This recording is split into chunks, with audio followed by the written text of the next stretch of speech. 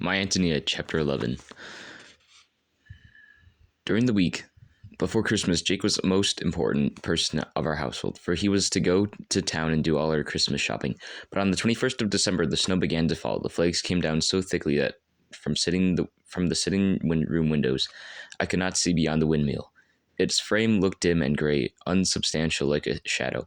The snow did not stop falling all day or during the night that followed. The cold was not severe, but the storm was quiet and resistless. The men could not go farther than the barns and corral. I sat about the house most of the day, and it was as if it were Sunday, greasing their boots, mending their suspenders, plaiting whiplashes. On the morning of the 22nd, Grandfather announced at breakfast that it would be impossible to go to Black Hawk for Christmas purchases. Jake was sure he could get through on horseback and bring home our things in saddlebags, but Grandfather told him the roads would be obliterated and a newcomer in the country would be lost 10 times over. Anyway, he would never allow one of his horses to be put in such a strain. We decided to have a country Christmas without any help from town. I had wanted to get some picture books for Yolka and Antonia. Even Yolka was able to read a little now. Grandmother took me into the ice-cold storeroom where she had some bolts of gin ham and sheeting. She cut square of cotton cloth and we sewed them together into a book. We bound it between pasteboards which I covered with brilliant calico, representing scenes from a circus. For 2 days, I sat in the dining room table pasting this book full of pictures for Yoko. We had files of those good old family magazines which used to publish colored lithographs of popular paintings, and I was allowed to use some of these. I took Napoleon announcing the divorcee to Josephine. From frontispiece. On the white pages, I grouped Sunday school cards and advertising cards which I had brought from my old country.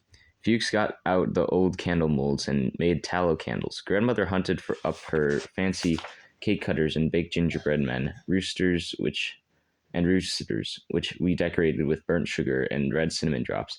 On the day before Christmas, Jake packed the things we were sending to the Shimmerdaws in his saddlebags and set off on Grandfather's gray gelding. When he mounted his horse, he gave Grandmother a meaning look, which told me he was planning a surprise for me. That afternoon, I watched long and eagerly from the sitting room window.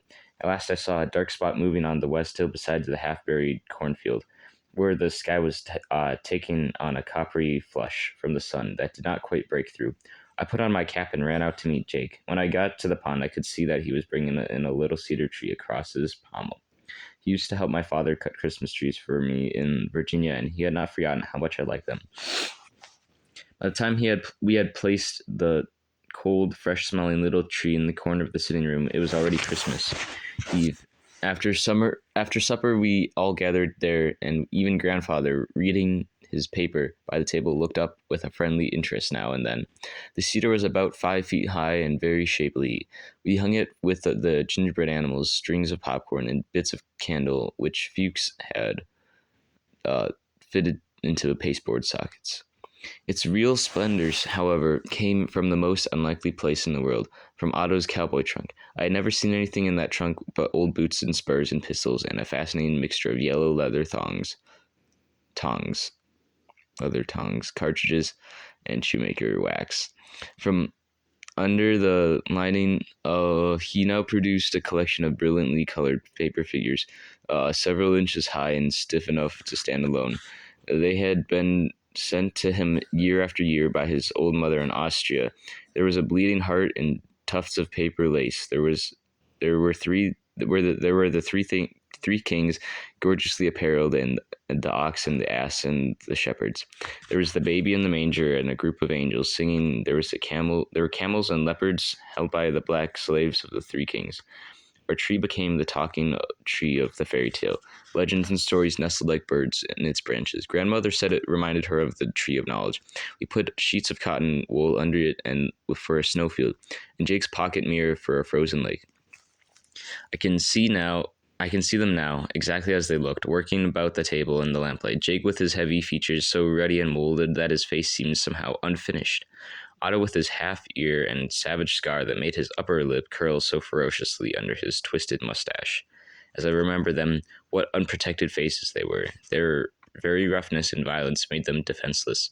These boys had no practiced manner behind which they could retreat and hold people at a distance. They had only their hard fists to batter at the world with. Otto was already one of those drifting case-hardened laborers who never marry or have children of their own. He was so fond of children.